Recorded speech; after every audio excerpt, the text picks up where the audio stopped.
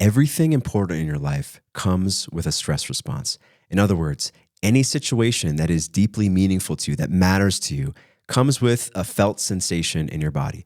Those sensations mean that your body is releasing certain chemicals to fuel your action. Now, whether those chemicals make you feel bold and confident and strong and maybe charismatic or sexy, depending on the situation, or if those chemicals make you feel timid and shut down or make you want to run away from the situation, depends on your physiological conditioning. Another way to put this is that your emotional resilience, your capacity to handle what life throws at you and have a positive response to those stresses comes down to physiological toughness. The good news about this is that this can be trained. Just like you can train your body to be stronger or more flexible or have better endurance, you can train yourself to have a healthier response to stress, which means you have those positive feel-good chemicals which would make you more likely to succeed in those moments that really matter, whether it's in your love life or in work life or any meaningful moment that comes with stress. So that's what we're going to get into in today's episode. We're going to cover the biological side of why it is you get nervous. We're going to go into how to retrain this, how to conquer your inner weakness, if you will, using certain biological phenomenons or understanding certain biological phenomenons with a concept I might call the anabolic psyche, drawing an analogy between strength training, physical strength training, and emotional strength training, if you will. And then finally speak about how to retrain old bad conditioning that might be bogging you down. Basically, how to remove what we might call loser trauma. But first, a quick and relevant announcement. The Masculine Archetype Challenge is available with a couple new additions. If you don't know, the Masculine Archetype Challenge is my 21-day program with lessons and micro missions that aims to retrain a man to connect to what I would call the masculine archetype, or the set of testosterone-driven feelings and behaviors, those evolutionary virtues that allowed our male ancestors to succeed that most modern men are disconnected from. If you're interested, that's at ruwando.com/archetype. It still comes with a free coaching session with me, but also we're adding some additions. So one of the things that I recently added a few months ago is a physical journal that comes with the book. One of the goals is with the course was to increase men's attention span, increase inner peace, which comes with that, which meant not spending a lot of time on screens. So the main lessons of the program don't have a video component. The bonus lessons do, but I also decided to make a physical print journal. So if you want to do the course without ever looking at a screen, you can do that. But I'm also adding something based on a request from one of the students who just did his free coaching call with me, is to run it as a cohort again. So basically, if you join in the next couple weeks, and if there's interest, we will continue this on into an ongoing group with bi-weekly calls. It'll be kind of part accountability group, part opportunity for group coaching or to ask me questions. But I'm also going to add in some lifestyle practices that I feel are very important beyond the mental stuff. If you follow me on Instagram, you see I've gotten really into unconventional strength training. I've been lifting weights since I was 15 and playing combat sports since then. But I'm approaching 40 and I've learned a lot more about the human body and how to have the body act in synergy. So if you've follow me on Instagram, you've seen I've basically broken up training into a metaphor of the 4 elements, each corresponding to a different neurotransmitter that drives our behavior. And I've built a training program around that. I'm offering that for free. It's the link's on my Instagram just because I'm tweaking it right now. But I do plan on turning it into an ongoing program, which would be, if there was interest in this ongoing group program, I would include basically a modified strength training program with that, along with some of the esoteric practices around Qigong and energy movement and men's sexual health, basically the arousal control stuff that I used to share a lot about online and I've kind of moved away from, but I've been getting some requests. So if there's an ongoing group after this 21-day cohort, it would include group calls, lifestyle stuff like the physical training, but also esoteric practices. So if you're interested in that, that cohort will start probably 2 weeks after this episode comes out. I don't know exactly the date because I'm recording this in advance. But if you go to ruwando.com/archetype, there'll be an announcement bar there with the exact date of when the cohort would start. All right, jumping into the episode. So I'm kind of making this episode with my younger self in mind. I do that with a bunch of episodes, but definitely with this one because kind of the story of my personal development journey comes down to having basically a very poor stress response and not knowing what to do about this. So I'll say a very abbreviated version of all of this, but I grew up with a very poor, or I actually say, upon thinking about it, I think for whatever reason, around maybe 9 years old, I don't know if it was, my friend group changing or stuff with my family. I don't even remember exactly what, but I do recognize that around that age is when my stress response, specifically when it came to social situations, became really bad. I don't know what exactly happened because I do remember not having that stress response as like a 5-year-old. Anyway, maybe bad conditioning, upbringing, who knows? It's not even that important. That stress response, that very poor stress response, specifically around social interaction, I would shut down or get ultra nervous or have a near panic attack in any kind of group situation, not even public speaking, but just like being around a social group where there wasn't clear rules, would really, I would have a very terrible response. So middle school, it was very hard to make friends because of this. High school, it led to like a deep depression from feelings of isolation. But that's when I found personal development. And the two things that I got into at first was lifting weights, which I think was really great, and listening to cassette tapes of Eckhart Tolle, which also was great in many ways, but it didn't really, I wish someone had framed things to me in terms of this maybe more simple view of the stress response, because that was really the issue. That was like the concrete or material manifestation of all my internal dysphoria. Because I've told this the long version of the story in other episodes, but I spent a summer lifting weights and listening to Eckhart Tolle. For the first time in many years, it did calm my insomnia because I was finally feeling optimistic about life. Like I'm gonna make friends and have dates and not be a loser when school starts again. But of course, that's not really what happened, right? I ended up still having the panic response. My stress response was just as bad as ever. I was still as unpopular and unliked as ever. Like that didn't really change. I didn't really understand how that worked. So in college, I decided that, I'm going to start anew. And basically all the advice I had seen in the self-help world, this is pre-social media, of course. So self-help websites were kind of like this dark corner or this weird thing. It wasn't that normalized, but basically all the advice in every area was like, do the scariest thing, right? Which is not the worst advice. But it's very simplistic. So I spent all of those years trying to like basically numb out my bad stress response, numb out my fears, like just do the hardest thing possible, whether it's throwing myself into social situations that were specifically very challenging for me, or public speaking. I got really into Toastmasters and in a kind of manic way, like took every public speaking opportunity because that's where like my stress response was the most acute. Most people, this is also true. We're going to speak about public speaking quite a bit. I discovered the pickup community, which is all about basically numbing out and becoming a cold sociopath, right? Just approaching women over and over again like a robot. So like you basically numb out your feelings. You don't feel bad. You don't feel the anxiety that comes with doing something bold like that. And then also the Marine Corps, right? I didn't serve in the Marine Corps, but I did Officer Candidate School through college. And that I was also driven, I was attracted to the Marines with the same ethos, right? I'm going to do the hardest thing. I'm going to put myself through the most discomfort, and then I'll finally be happy and confident, right? I think all of those things had benefit for me, but the result was honestly an even worse stress response because I had numbed out. I had built this facade around me that, I still felt as much panic as before, but I distanced myself from my emotions, which had many other negative effects downstream from that.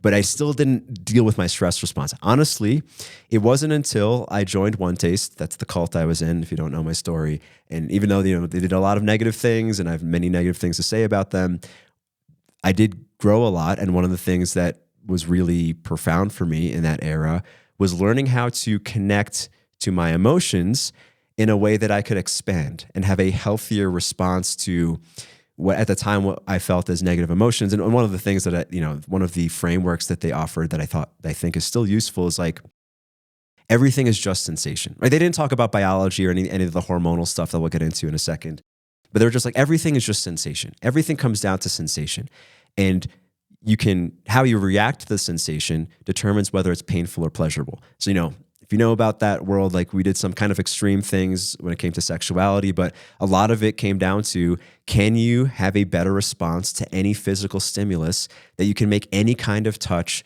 orgasmic rather than painful? And, there's ways to manipulate people with that ethos, but just as like a pure concept, I found that very useful because that was the way that I was able to confront certain uncomfortable emotions, certain aspects of the stress response, and basically not have a negative reaction. And that's where I think I started to develop real confidence, not the facade. Not to say that the Marines and approaching and Toastmasters weren't also beneficial. Like maybe if I hadn't had that kind of like more tough guy, those tough guy experiences, maybe I wouldn't have gained as much from the more empathic side of things. And I know many guys in the more spiritual world who are really great with like confronting their emotions, but then if you yell at them, they'll like kind of cower. They can't deal with basic life stress. So I think both are important. But since I imagine most of the people listening to this episode are going to be neurotypical guys, I do want to cover the whole spectrum, right? It's not just about, banging your head against the wall just because it's uncomfortable. It's like finding the way to have that healthy response, right? The Marines and Cold Approach and Toastmasters kind of covers one half of it, but we want to cover both halves of it. So I'm going to share a process that's basically a two-part process that is not that complicated, but it's not necessarily easy as most important things in life. So the first thing going into principles is understanding biologically, why do you get nervous, right? This is a question I ask myself a lot as a very shy teenager who could barely make friends, let alone ask out a girl I was attracted to or anything, right? Like why do I get nervous? Or like, why do I go into a panic when I have to speak in front of a class or whatever the thing is? And, obviously many adults still experience this. Like, why do we get nervous? And the reason why nervousness exists is for, I'm going to use John Coates. I quote his research a lot, especially when it comes to hormones. So we're going to talk about that now. He's got the phrase archetypal moments, which resonates with me because I love the concept of Jungian archetypes. But in his definition, archetypal moments are any moments that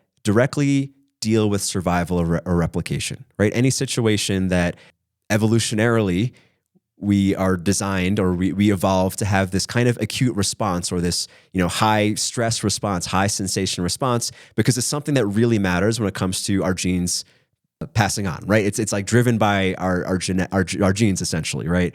We need to survive and we need to reproduce for our genes to live forever. So if you look at any moment in your life that causes you this kind of stress response, this visceral activation, you can tie it to something that regards survival or replication, right? Like, the typical approach anxiety or the nervousness of acting out a woman or even, experiences within a relationship, like the stressful fights that you have only with loved ones, essentially. Of course, that's tied to replication, right? If you break up with your girlfriend or wife, or, if the woman rejects you, who you asked out or whatever, that's a lost opportunity for replication. So you get the same nervousness as if there's a physical threat, because to your genes, it's the same thing, right? Your genes want you to procreate. So it'll give you that activation, that visceral response, basically to have your instincts take over, or, more automatic behaviors take over rather than relying on thinking, because thinking is slow. Thinking is for other things. It's not for those archetypal moments. And then, of course, other things that, give someone a stress response, money fears, or opportunities for advancement, or any risk that you take, whether it's investing or starting a business venture or anything. These things can come with stress responses because it's relating to your survival. And there's other things that maybe seem not as direct, or like in modern times, they're not as directly related, like public speaking kind of universally creates a stress response in people, because especially for our ancestors, anytime you're speaking to the tribe, it's kind of a make or break moment, right? Especially for males, right? If you're speaking from the tribe and you basically fall on your face and no one respects you after that, or everyone laughs at you or whatever, or you're too nervous or whatever, you don't perform well, that can lead to a huge loss of status. That can even lead to ostracization. You know the word I'm trying to say. You can lead to you becoming ostracized. So that's a big deal, right? Even though in modern life, if you flop a presentation at work, it's probably not the end of the world, but there are stakes, right? Because if you really succeeded at that, you could have gotten boosted. Maybe you get a promotion faster or whatever. Like, these things evolutionarily have mattered to us, being able to speak in front of a group, or of course, like any kind of confrontational emergency, right?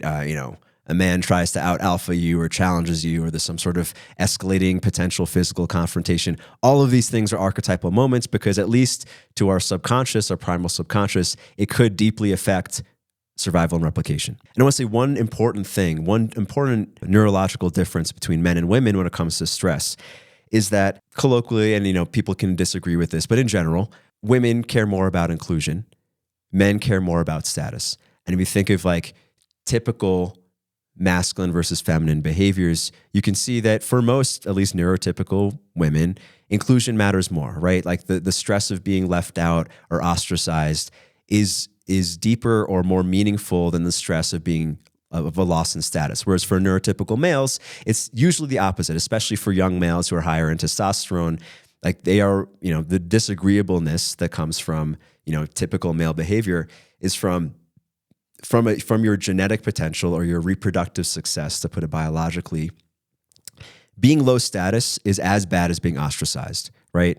Bateman's principle, if you're a low man on the totem pole, you're probably not going to pass on your genes, which is why, the typical incel acts kind of crazy. The typical incel is willing to take kind of crazy antisocial risks because from a genetic perspective, he might as well not exist, right? Not being able to pass on your genes is the same as dying young. Like for your genes, it's the same thing, which is why men act kind of crazy. And men can potentially act kind of crazy or take crazy risks, seemingly irrational risks, when they're low status, when they're feeling isolated. And two hormones that correlate with this behavior are what I typically signify as like the masculine hormone, feminine. Like masculine hormone is driven by testosterone. All of masculinity, I would say, if I were to very simply define masculinity, they are the traits that correlate with testosterone, whereas femininity correlates with oxytocin. A lot of people ask, like, why don't I say it correlates with estrogen? Obviously, estrogen is the female sex hormone. It's also a steroid hormone, which we're going to talk about in a second. But when it comes to like what we, culturally define as feminine behavior, or culturally or anecdotally observe as feminine behavior, it's actually driven by oxytocin, the so-called cuddle hormone.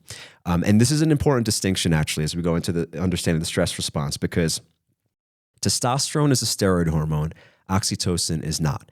Steroid hormones are a type of hormone that can permeate our cell walls. And the point of steroid hormones is that they can have a global effect on the body. When your body's releasing steroid hormones, it's affecting every cell, which is why, it's a big deal when someone takes steroids at any point in their career if they're competing as an athlete, right? Because even if you're not on steroids now, if you did a steroid cycle some time ago, you can maintain a lot of that muscle. If you did steroids when you're young, your bones have semi-permanently or almost permanently been affected by that elevated testosterone. And that's one of the issues. I'm not trying to go into a political direction, but that is one of the issues with like trans women competing with cis women in sports, is that if you went through puberty as a male, even if you take hormone blockers or modify your body in any way, you still went through puberty as a male.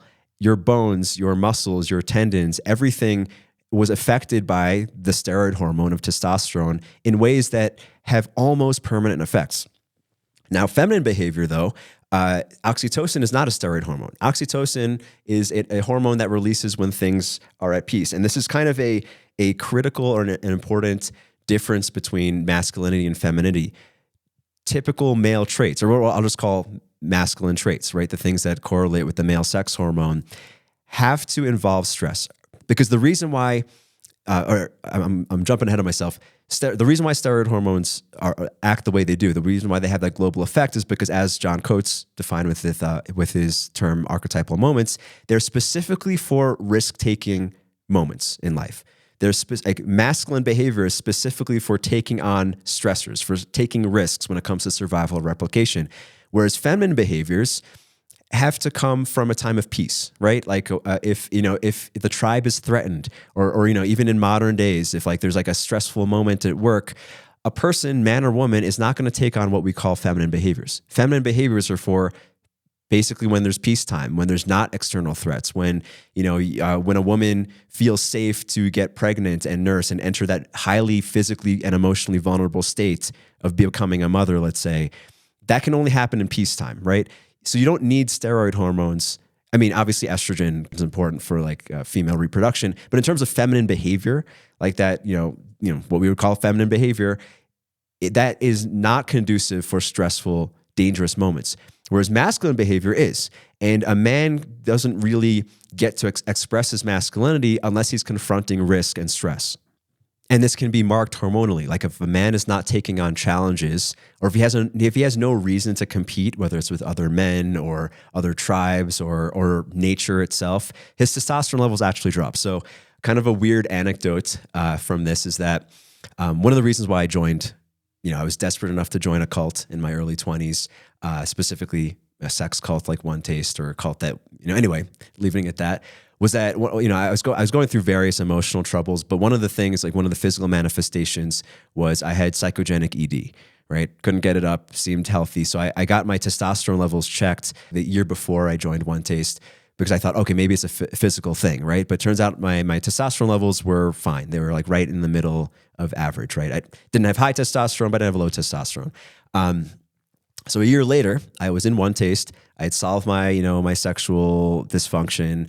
My sex life was very great, let's say, a lot of sexual activity. So I was like, okay, my testosterone levels must have, gone up, right? I must be at the top of the normal range, right? I mean, maybe I went up a couple hundred points, nanograms per deciliter. I was like, if anyone's curious, I was a little bit less than 600. I think I was like around 550, which is not high. It's probably a little bit lower than average for a 23-year-old, but I am Asian, and genetics do matter. And I think that's probably normal for my genetic makeup. But then I got my testosterone levels checked a year later, assuming that they had gone up because my erection issues had gone away, but they had actually plummeted. They had gone down to around 300, which is the bottom of, at least at the time, is the bottom of the normal range. I think people have, maybe for political reasons, expanded the range to tell men that 200 nanograms per deciliter is normal. It definitely wasn't a generation ago. We'll leave it at that. And my understanding, because I was like, what the hell, right? Like, I'm like, my sex life actually works. Like my libido seems to be all completely healed. But I think it was because I was in an environment where there was very little male-male competition. It was a very feminine culture. There was a great abundance of sex, right? Like there wasn't any reason to compete. There wasn't a reason to take on like typical manly behaviors. And even when it came to my survival, because I was in a cult, I kind of, I had basically taken on this kind of submissive social role because I was a cult member, and in many ways deferred my feelings of survival to the cult. I just felt like the cult was taking care of me. So even though I was literally like, going deeper into debt, or the cult was draining my bank account, I didn't have any money fears. I didn't have any inadequate feelings when it came to sexuality. So I had no reason to be high testosterone. Like there was no reason for me to have that kind of manly, perhaps aggressive or competitive edge, right? Because everything was available to me. Everything that a man would compete for or fight for or take risks for was available at the time. And I think that is probably the reason why my testosterone levels dropped. So I'm going to briefly break down what happens physiologically when it happens when you have a stress response. There's basically 3 stages, and the third stage is what we're going to focus on the most. But the first stage, anytime you're exposed to a stressor, whether it's a positive thing, like you see a beautiful stranger that you want to work up the courage to go talk to, or they're like a negative thing, like there's an angry grizzly bear in the forest and you're like, oh shit, I better react. You go through 3 stages. The first thing that happens in milliseconds is the reflex reaction. So your nervous system has a reaction. Even before the signal of whatever the stress thing reaches your conscious mind, before you're consciously processing what's happening, you're having a reaction, right? If you've ever been like in a physical accident and you have a reflex, like that's what's happening, right? The second thing that happens is the amine response. So amines are a type of hormone. We won't go into it. Actually, if you're really interested in the chemistry side of this, there's an older episode I did on physiological toughness with a slideshow that's attached to the episode. I break down all the chemistry. We're just going to leave this in the conceptual level for the sake of time, but you have an amine response. One of the amines is these are chemicals created by your organs to drive reaction. The one that we know most commonly is adrenaline. You have an adrenaline response that causes your heart rate to increase, along with other kinds of contractions in your body. But then the third thing that happens, that is the thing that we want to focus on the most, is the steroid response. So there's various steroid hormones. The ones that we're going to focus on are testosterone and cortisol. Testosterone and cortisol have the same precursor hormones. So they're made out of the same raw material, a chemical known as DHEA. Depending on your response after the adrenaline dump, after the amine response, and how you're physically conditioned determines on whether that DHEA gets turned into testosterone, which would make you feel physically stronger, more confident, more bold, more sexually aroused potentially, depending on the situation. Or if you have a cortisol response, the DHEA can also turn to cortisol, what we commonly refer to as the stress hormone, which has a positive use, right? We drink coffee because caffeine slightly elevates our cortisol levels. Cortisol helps us focus. Which direction you go depends on your physiological conditioning and depends essentially on what you think is what your body or your primal subconscious, let's say your instincts, feel is the best response. Do you fight or do you take on the challenge, right? It's not always at literal fighting, right? If it's a confrontation or a threat, it might be fighting. But the same kind of testosterone response can be a non-emergency, non-sympathetic nervous system reaction, as in you see a beautiful woman that you want to speak to, or maybe you're engaged in actual sexual activity, which is a type of stress, right? Your heart rate increases, blood flows to various places, testosterone increases to add to the feeling of desire and arousal.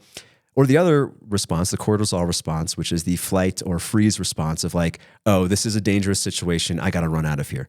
And if I were to speak a little bit on sexuality, when I look at when I had psychogenic ED, or at this point I've coached hundreds of guys with psychogenic ED. Whenever someone describes what happens when everything works with them physically, but when they're approaching an intimate moment with a woman, everything goes dead downstairs. That I would imagine, I'm not testing anyone's blood, but I would imagine is a cortisol response. Like for whatever reason, rather than getting aroused and feeling manly and dominant, let's say, in response to a sexual invitation, for whatever reason, he has a cortisol response. Like he goes into stress mode. He starts to feel like prey. His body wants to get him to exit the situation, and literally it won't let him get aroused for that reason. Same thing with public speaking, right? So I used to give public speaking classes when I was in college after I overcame this public speaking fear. And one of the things I would always say is that you don't want to be dead, right? You don't want to numb out your response. In fact, I've given speeches where for whatever reason, I didn't get nervous at all. Like my heart didn't start pumping at all before I went on stage. And those were some of the worst speeches I ever gave, right? Because you need that arousal. Like you want that emotional arousal to fuel you to do this important thing, which is speak to a group or, again, ask out a woman or take on a challenge or make good decisions. Actually, a lot of John Coates' research was specifically around Wall Street and how physiologically tough traders can see the stock market crash. They'll have the adrenaline spike, but then because they're well-conditioned, they'll then have a testosterone spike, which allows them to make a more bold and often a better decision than if they have a cortisol experience, a cortisol dump, where they just go into stress mode and want to exit the situation. Obviously, no one makes a good decision when they have that kind of reaction. So just on the conceptual level, I find this like a great metaphor because obviously, again, not checking anyone's blood, right? A lot of this is conceptual. It can be confirmed anecdotally, right? Like if you've ever taken on a challenge and felt great, you maybe felt more manly, maybe you just felt more confident as opposed to crumbling. With the public speaking thing, it's like you want that kind of arousal that'll make you feel dominant and charismatic and feel like that kind of shaky energy that you can then channel into charisma, right? Have that energy boost versus wanting to cower away or shut down or have that not be able to control the sensations to the point where like now your hands are shaking and your voice is shaking and everyone's like kind of cringing looking at you. And I love the metaphor of or the concept, let's say, of the same chemical fueling these two totally different hormones, right? They're both steroid hormones. They both have a global effect on your body. But DHEA, this raw material can either turn, it's like this raw material of how to create your life or the raw material of what fuels your behavior in high stress moments. Does it turn you into a dominant, bold, masculine individual, or does it turn you into a timid person who wants to run away? And it's also interesting from specifically a male perspective, even though for women, the reaction is the same, right? Men have a more acute response to fluctuations of the testosterone because we have more testosterone, we have more androgen receptors, which is like the lock for the key that is testosterone. So fluctuations affect men more, but this response is the same in women, right? Which is one of the I forget exactly where I read this data point that women who work in high stress corporate environments sometimes have reproductive issues. And when I forget, I can't cite this, so I don't know of exactly the accuracy of this, but I've heard it somewhere, is that for the typical high stress corporate environment, which is essentially designed for men, right? Given that men worked in that area for a long time and women have only recently been participating in this aspect of human civilization, the type of stress or the type of pace ends up just being a huge cortisol spike for women, which is not healthy for anyone. Because going back to this three-part response, right? The nervous system response, the amine response, and the steroid response.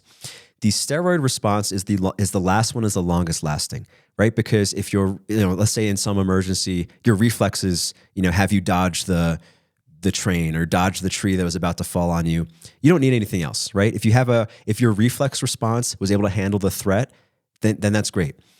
If the second response, the amine response, you have this adrenaline surge, and that's just enough to get you away from the grizzly bear. You're like, oh shit, I gotta run. You start running. Then you're safe. You don't need a further response. The steroid response is for when those first two responses aren't good enough, and now you have to confront the thing, right? Either your testosterone has to spike in order to basically get big and take on the threat or take on the stressor. It's not always a threat, right? Again, having sex is also something that has this similar kind of stress response. Eustress, hopefully, not distress, or run away. If you're having an ongoing cortisol release, right? The way that most people with chronic stress have, right? They're just like constantly, their body's pumping with cortisol. There's cortisol belly where your body starts storing belly fat. There's, you could see when someone drinks too much coffee. I'm guilty of this sometimes. Like your eyes become sunken in, which I understand is also an effect of high levels of cortisol for a long period of time. Your body's only going to do that if it thinks it's in an ongoing emergency, right? Like you couldn't quite get away from the grizzly bear. You're still on the run. So you still need this cortisol to have you focus and try to problem solve. Or like, maybe a more common pre-civilization example would be, barbarians came over the hill. You had this adrenaline dump. You tried to get away. They slaughtered your tribe, but they're still chasing you. So you still have all this cortisol running in you because like you still got to get away, You're not safe yet, right? That's what this extended cortisol experience is for evolutionarily.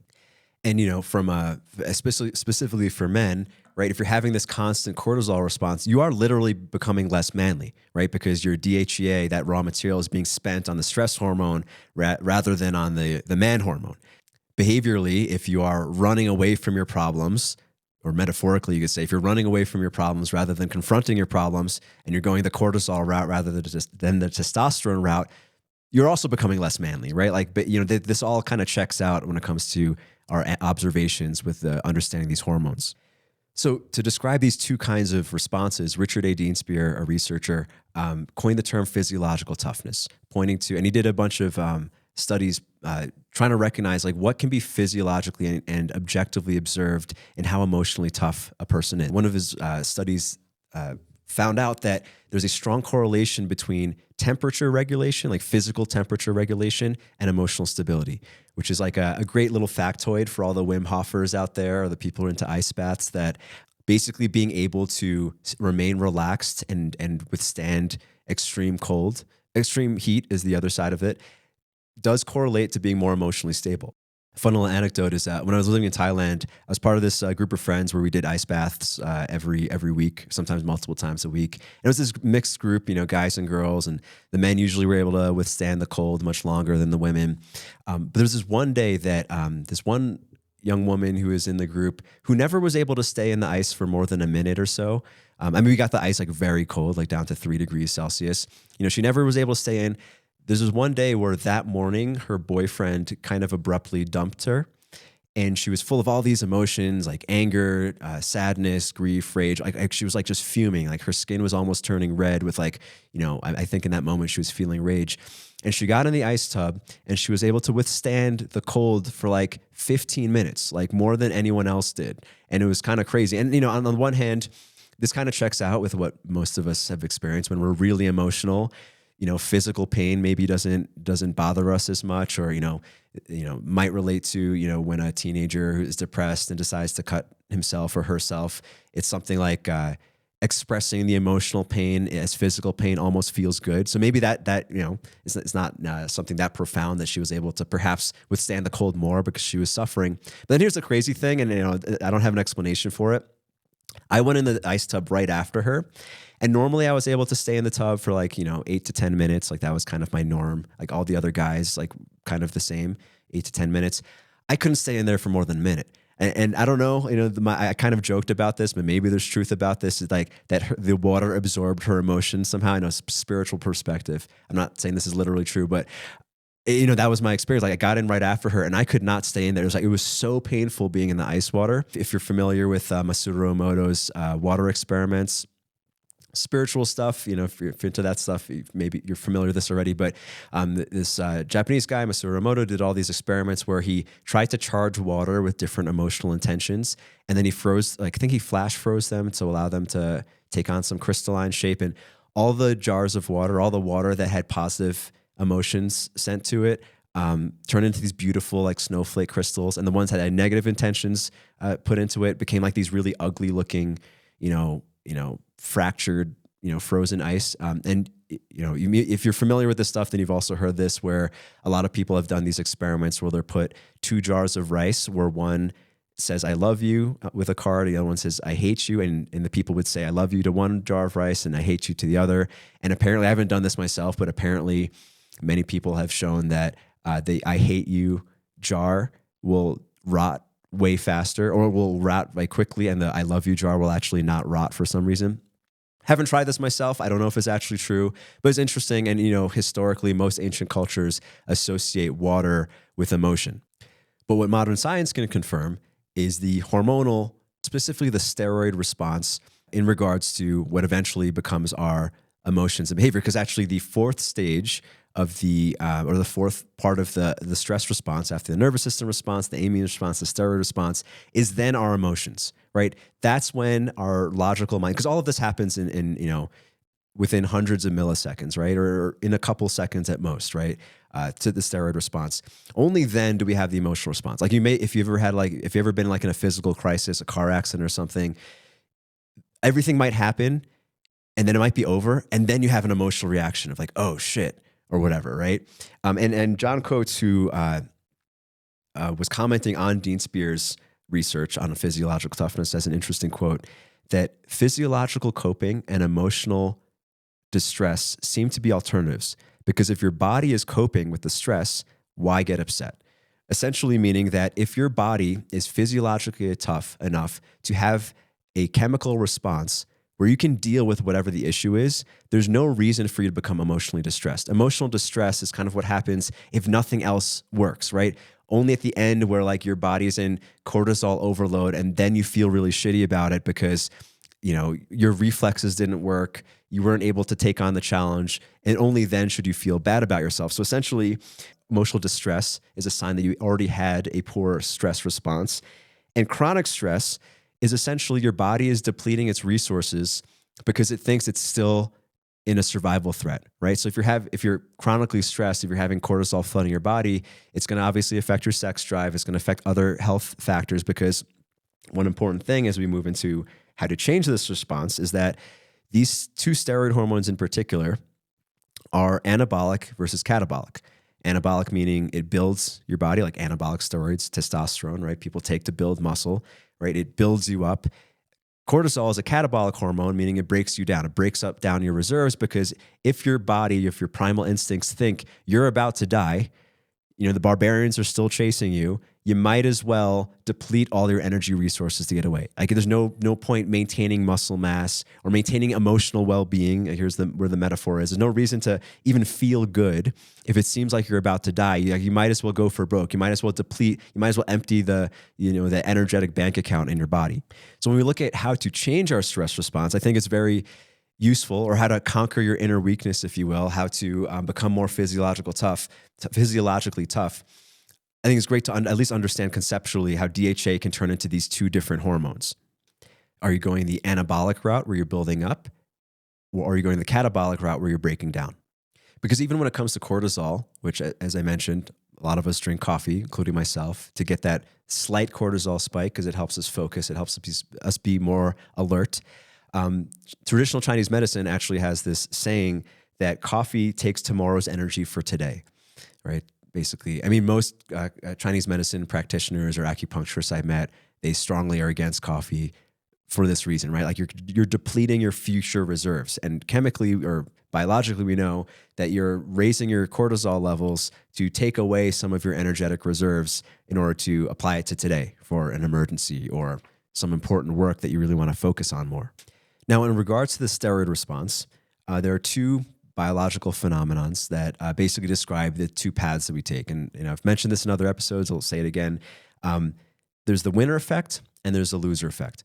The winner effect has been documented both in animals and in people, right? The first time it was documented was in the 1994 World Cup, where they found that the winners of the World Cup, the Brazilians, had a spike in testosterone, and the losers of the World Cup, the Italians, had a drop in testosterone.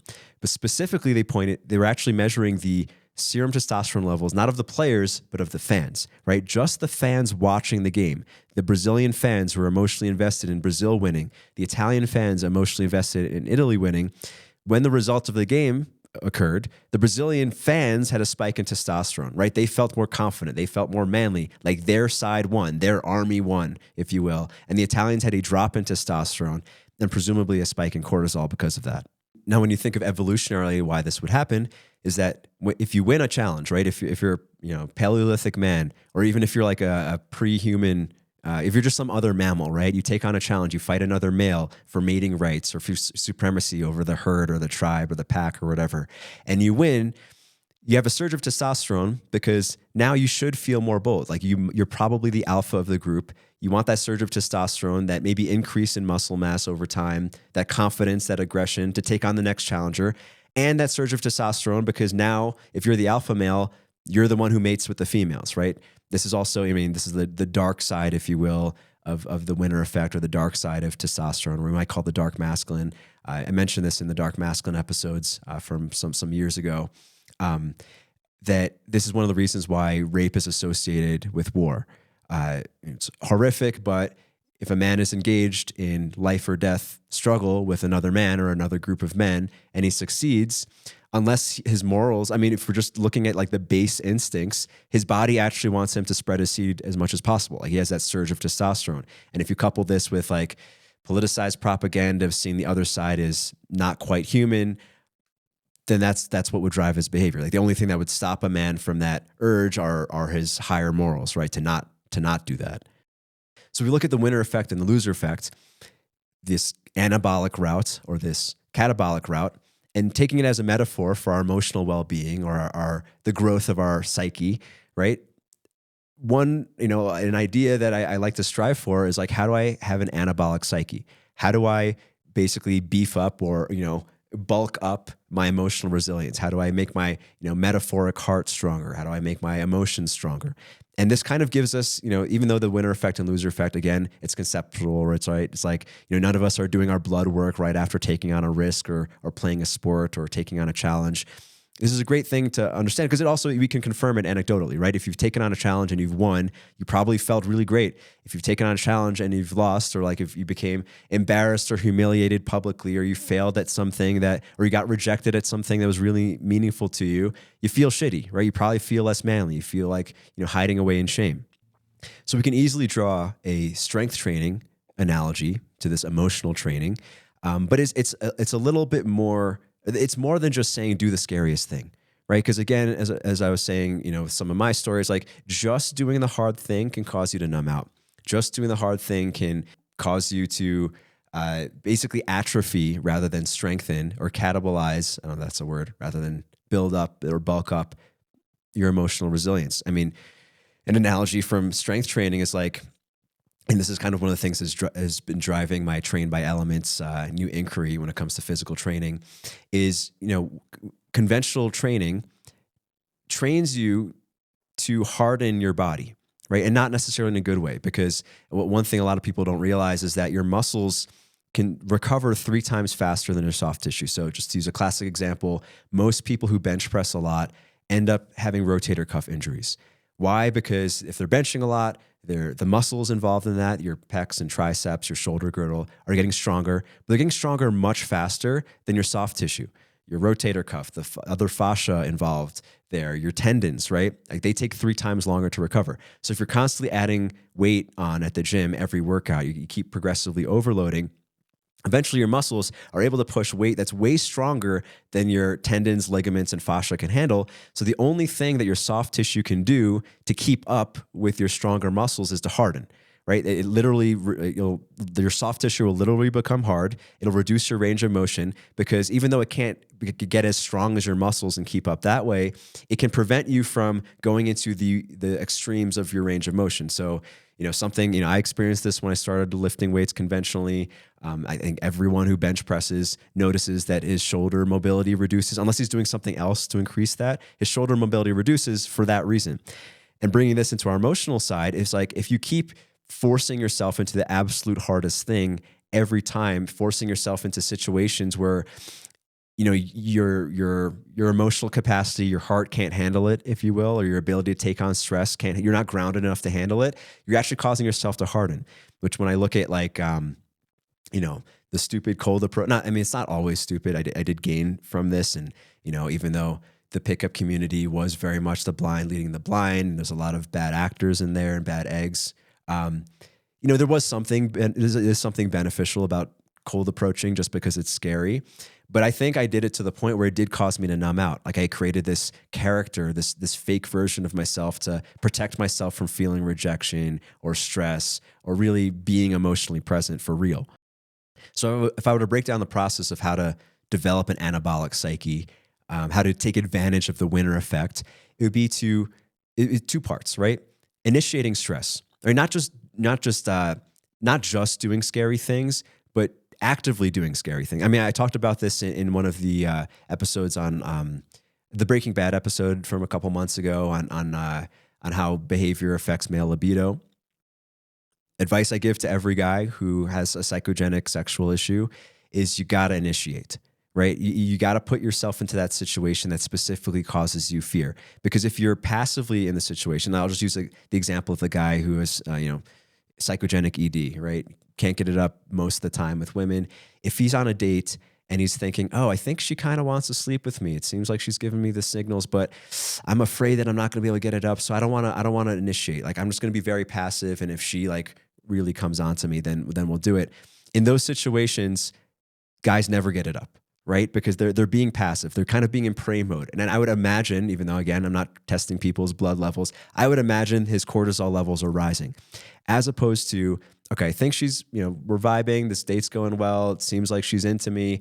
I'm going to initiate, right? I'm going to take on the risk myself. I'm going to be the one who knocks, to use the Breaking Bad line. I'm going to throw myself into this stress. It switches something, anecdotally I've experienced, like it changes something. Like if you're the one who's initiating the tension, it kind of puts you into this, what I would imagine, like this more winner effect, testosterone driven mode. It's right. Like, oh, I'm the dominant one. Like I'm the hunter. I'm the quote predator rather than the prey.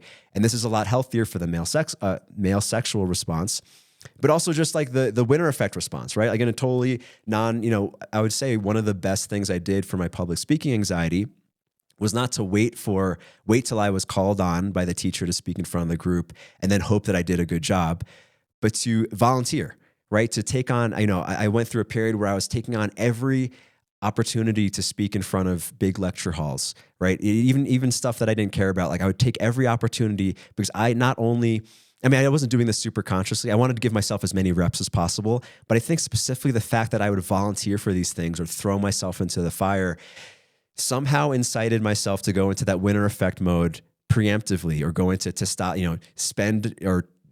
transform my DHEA into testosterone, where I felt really bold rather than cortisol. I experienced this in sports a lot too. It's like, during the stare down before a boxing match or a wrestling match, if you willfully, step to the line, like you reach out to shake your hand before the wrestling match and like really look at, your opponent in the eye, there's something that fuels you, where like you get this kind of like little like well of courage.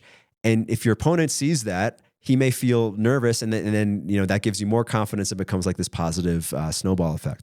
So the first part of this process is initiating the stress, right? Like specifically choosing. But it's also, as I mentioned with the progressive overload analogy, to choose a stress where you're pretty sure you can win, right? Choose a stress that is challenging, right? Not just taking it easy, or like, just taking the easy route every time, but choosing a stress that's challenging, but it's not like putting 400 pounds on the bar and hoping you're going to be able to lift it when you've never lifted more than 200, right? Like that's a recipe for injury. And, when it comes to the emotional stuff, it's like if you throw yourself into situations where you're almost certainly going to get crushed, that's not the best thing. Now, obviously, if you're challenging yourself and playing at your edge, you're not going to win every time, right? If you're winning every time, if you're succeeding every single challenge, then you're probably not challenging yourself.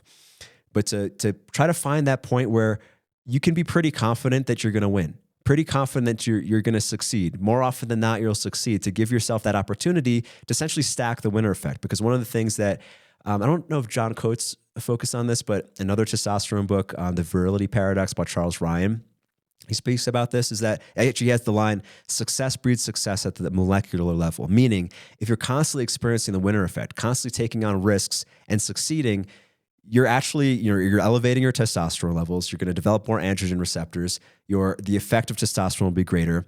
That's the biological side. But just, conceptually, if you're constantly winning, if you're taking on challenges and winning, you're just going to feel great about yourself, right? You're going to have compounded enough wins that when you take a loss occasionally, it's not going to be that big a deal because that winning would have molded your self-concept. So when you look at someone who had positive, experiences growing up, and he just grew up to be very confident, the so-called natural, or the naturally confident person, that's essentially what happened, right? He or she was lucky enough to have positive experiences where winning became a habit, essentially. But the second piece is the part that most people don't talk about, which is not only should you initiate the stresses and challenge yourself, but you have to practice the right emotional response. Because again, if you're challenging yourself, you're not going to win every time. Right? You might succeed at times and then you'll feel great. But to practice that even when you lose, because again, you're going to lose sometimes when you challenge yourself, to practice not going into a catabolic mode, which I would say emotionally are these so-called low vibration emotion. I would say specifically shame. If you look at, David Hawkins has his list of his hierarchy of emotions. I forget exactly what he calls it. Shame's at the bottom, right? Shame is the most catabolic emotion. If every time you take on a challenge or a risk and your response to not winning, your response to failure is shame, you're catabolizing your ability to succeed the next time. Again, I don't know if catabolizing is a word, but you're causing your emotional resilience to atrophy. This is something I always bring up when I'm coaching a guy around usually an emotional risk when it comes to his love life, whether it's a guy who's dating and he's just not very good with women, or even, a guy in a marriage that's kind of on the rocks where he's getting rejected within the marriage and that feels pretty shitty. In many cases, it feels worse to get rejected by a woman that you're in a relationship with than to get rejected by a total stranger. But whenever I suggest a guy takes on a risk, in such a situation, I always try to prepare him for the worst case scenario. Like, what if your wife totally rejects your advance or totally rejects your request to have a deep conversation and it hurts, right? Or what if, the girl you ask out at work who seems like she's kind of been flirting with you, but it's not very clear, prepare yourself for total rejection. Prepare yourself for the absolute worst situation. Prepare yourself to flop in front of the big group of your peers when you're giving that presentation or whatever. Prepare yourself for that specifically. So if the worst case happens, you're not going to go into shame. You're not going to go into catabolic mode. And this is where I think the real work is done. And this is even the work of retraining old responses, because again, shame is the absolute most catabolic emotion, right? It'll totally wear you down. If you're dwelling on the shameful feeling about regrets you've had in the past, or about who you are, how you perceive yourself, you're not good enough, or you wish you didn't do that thing, or you wish you spent your 20s better, or whatever the thing is that makes you feel bad, it's only going to make it harder for you to succeed in relevant situations in the future, right? You're flooding yourself with cortisol by allowing yourself to feel shame and regret. Whereas if you practice, okay, even if she rejects me in front of everyone, even if she humiliates me, even if I try to give this speech and I end up having a shaky voice and I flop and I forget and everyone laughs at me, I'm not going to abandon myself here. I'm not going to allow shame to take over. In fact, I'm going to take it as a win. I did the hard thing. I feel good about myself. Next time is going to be easier. That is the mental shift that allows you to basically hack the winning response, hack in quotes, to move into a positive, okay, I fell flat on my face. Other people assume, in the past, maybe I would have been humiliated, but I'm going to take this as a win. I'm going to pat myself on the back for doing the hard thing, for moving out of ambiguity, for like finding out, taking the risk to find out whether Schrodinger's cat is alive or dead, or whether I would succeed or fail to get out of, the Peter Pan puer aeternus, a world of like, oh, there's infinite possibilities and I don't want to find out what happens, right? By doing that, framing it as a win, I believe prevents you from going into the loser effect, prevents you from having your testosterone drop and your cortisol spike, and instead see yourself more as a winner. And ultimately, the way to, one, change your stress response over time, and two, I would say, on a big extrapolated way, like really create a successful life where you're a strong, capable man with high self-esteem, is to, over time, initiate stress, practice the right emotions. Obviously, if you succeed, if you take on the risk and you succeed, that's easy. But if you take on the risk and you fail, which you will do, practice the right emotional response, the not shameful response. And I would say the extreme opposite of it, right? This might sound a little cheesy, but the extreme opposite of shame that's most accessible is gratitude. If you're into spiritual personal development at all, law of attraction stuff, whatever, or pop psychology, everyone says like, practice gratitude, practice gratitude. That might sound maybe cheesy or corny, but I'll say for all the neurotypical males out there who think it's like kind of corny to just say practice gratitude, I believe, is the most anabolic emotion. If you want to beef up your psyche the way you want to beef up your biceps or whatever, your squat or whatever the thing is, right? Gratitude is the thing that it makes you more emotionally resilient, right? It's the functional opposite of shame, right? Instead of draining your battery, you're adding to it. Instead of like draining your energy reserves, you're adding to it. Because when you're experiencing true gratitude, happiness of how things are, you can't possibly also be like, shit, I wish this wasn't true about myself, which is shame, right? It is the opposite.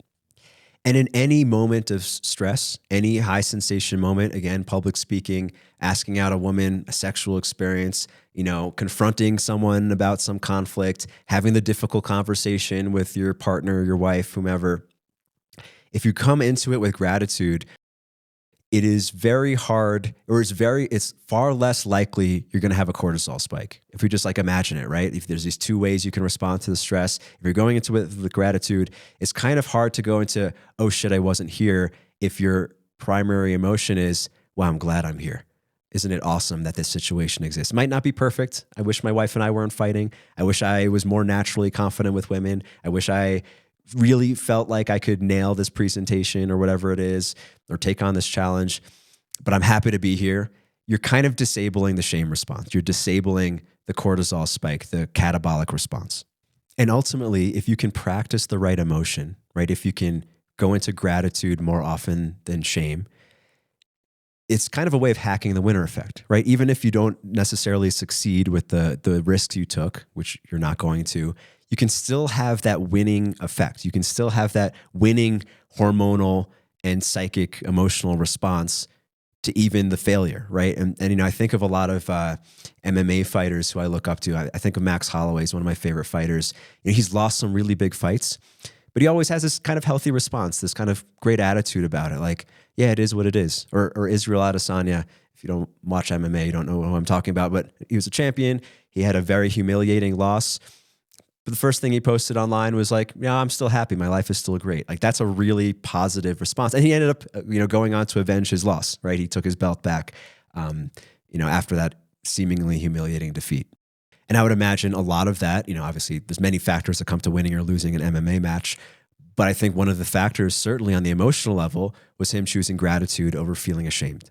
And by stacking your wins this way, by hacking the winner effect, if you will, it's kind of like you're eventually over time you compound these gains, which essentially just makes you more resilient, right? If you see every time you take on a risk, if you have this positive response again, you're just gonna boost your self-esteem. You're gonna feel better about yourself. So when you take the inevitable loss, when you get that negative feedback from something, or you just fall flat on your face occasionally, you have enough built up in your emotional bank account that you can take that loss, right? You can write off that failure, and it's not that big a deal. It won't stop you from trucking on.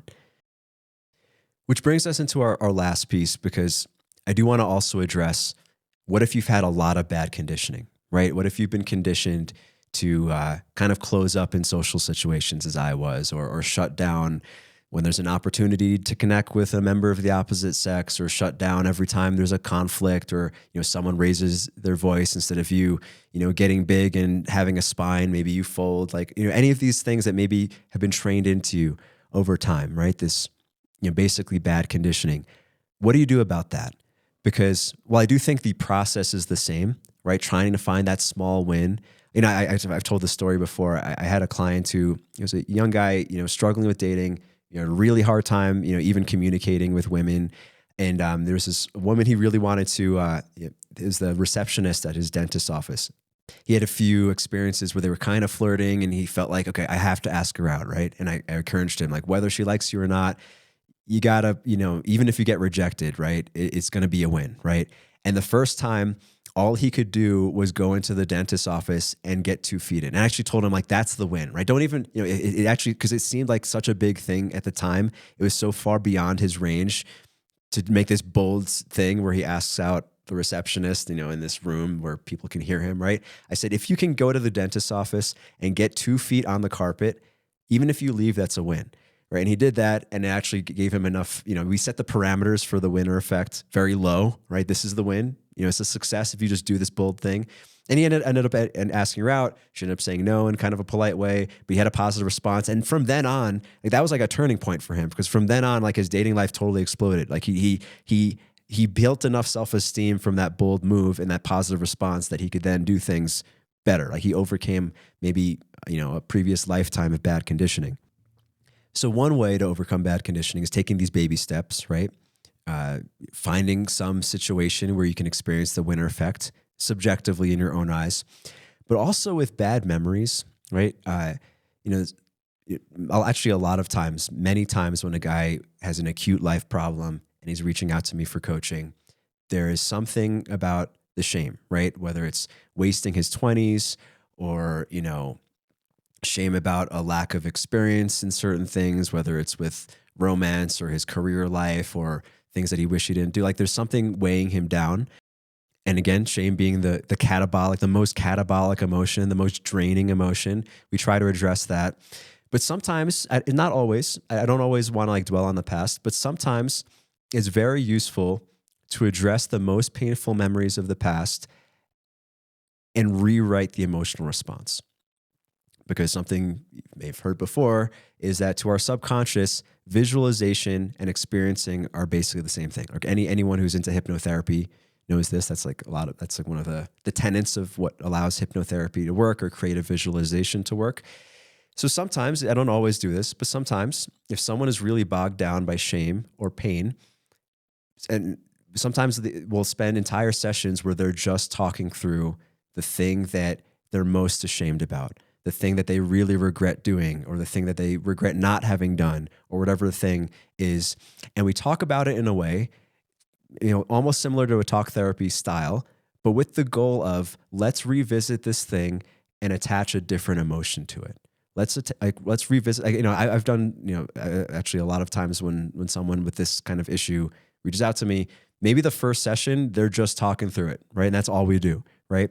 With me, maybe just nudging them to have a different emotional reaction. This is actually one of the things that in One Taste was very useful for me, developing this emotional resilience, because again, I had done like the hard version, like the manly way of toughening up, right? Just throwing yourself into hard, uncomfortable situations and manning it up, right? But that caused me to numb out. Like, that caused my metaphorical rotator cuffs to harden. That caused in some ways some injury. I actually think my psychogenic ED came from the fact that I was constantly numbing out my emotions. Whereas in One Taste, it was like hyper vulnerability. People were talking about the most personal things of their lives, their insecurities, their physical stuff, emotional stuff, their past. It was like just nonstop, like. Actually, it was the most entertaining thing about being in the cult. It was like a reality show that never stopped. There's always relationship drama, or someone uncovering trauma from their past. Things were always happening. But in this environment, it was very easy to confront these emotionally challenging things in a safe environment where another person was connecting with you, right? This, like, a lot of people in trauma therapy, this is one of the basic ideas of, like, regardless of the style of trauma therapy, can you revisit the painful memory where you don't feel alone? Can you revisit the painful memory where you feel connected with other people and therefore, don't have to feel like it's the end of the world? And I would imagine what's happening hormonally is you go back to that stimulus, that memory, that idea, that area of your life. You're able to revisit it and feel positive emotions. Actually, I have a friend he's a psychotherapist, but behind closed doors, he also does MDMA therapy. And he said, one of the things that makes MDMA therapy so acutely beneficial or useful is that MDMA, obviously it affects your physiology, right? It puts you with this high serotonin, euphoric or very peaceful, safe feeling state. And then you can then talk about painful memories, revisit painful memories, but not have the fight or flight response, not have the terror response that you previously associated with. Talk about it with someone who you can connect with, where you don't get to feel, you don't feel isolated going through the memory, and that allows the trauma to release essentially. And aside from, hiring a coach or going through acute therapy or MDMA therapy or joining a cult, God forbid, on a simple level, we all can do this for ourselves. And when someone is, dealing with shame, what I suggest is, well, sometimes I just say it brutally, like, don't let the shame take over. But another way is like, if you're gonna have a thought, if you're gonna have a shameful thought, can you experience the thought while not letting the catabolic contracting emotion happen? Can you think about like, man, okay, I do wish I made different decisions with my career. I would have more money. That's a fact, right? And if that thought comes up, it's like, okay, that is a fact, but I can choose gratitude here, or I can choose to just be happy of like, all right, this is the way things are. This is the way things turned out, right? So I'm going to feel peace here. I'm going to be happy that I'm making changes now and not 10 years from now, or whatever the framing you have to do to not allow that shame to set in.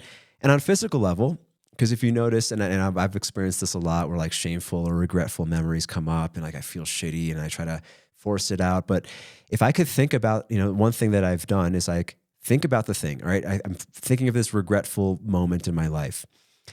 And one thing I try to remind myself to do is to breathe in a calm way, because emotions and behavior typically are covariant, right? That's kind of like one idea I'm trying to get across throughout this whole episode, right? Our hormones and behavior are covariant, meaning they affect each other. Like they're correlated, but in both directions, right? And, Amy Cuddy, if you're familiar with her power poses experiments, they were kind of popular in pop psychology like 10 years ago or so, right? If you take on these power poses, if you smile or you make muscles or put your hands on your hips before a big meeting, it actually, increases, in some cases testosterone or various hormones that would make you feel more confident, right? They go in both directions. And very simply, if you're having these catabolic thoughts, right? These regretful thoughts, and they're coming with catabolic emotions, shameful emotions, let's say, if you can get yourself to calm yourself down, in kind of like a flash meditation, can you get yourself to breathe and chill out? This is a way of detaching, like on a micro level, detaching or reconditioning a better response to allow that these painful memories to not carry emotional weight anymore.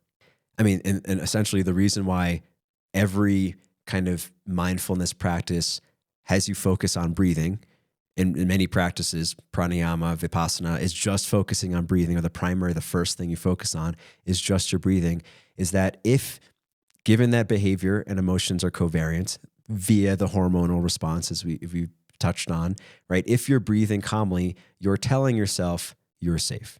You're telling yourself you're chill. Or from the Timothy Leary perspective, you're calming down the circuit one of your consciousness, like the most primal survival circuit of everything is cool. And one would imagine, based on everything that we've discussed here, this is inhibiting the cortisol response and encouraging more positive hormones. The testosterone is not the only thing that happens when you take on risk or you go into the more anabolic route. Dopamine also rises, but I focus on the steroid hormones because I think conceptually and literally they're the most profound. So that there is how to change your stress response. Understanding what's going on with you physiologically, understanding that there's basically two paths, right? You're going to spend your raw material on an anabolic response or a catabolic response. One that makes you more confident, manly, dominant, or one that makes you more fearful, prey mode, wanting you to numb out. And you can hack this over time by willfully choosing to initiate stress in your life, being the one that knocks, choosing the stress that is the right load or the right weight to handle for the bar, right?